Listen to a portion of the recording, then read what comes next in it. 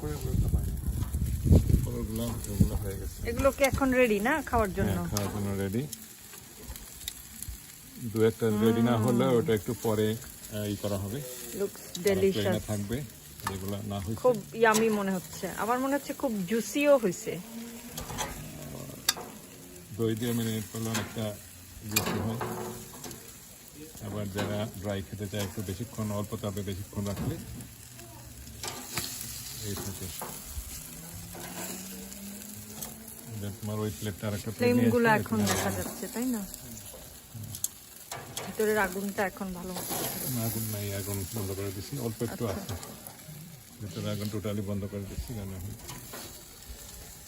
আমার এইটাকে আর এগুলো কেমন হলো? চিকেন শোয়া চিকেন একবার একটু হইতে হবে।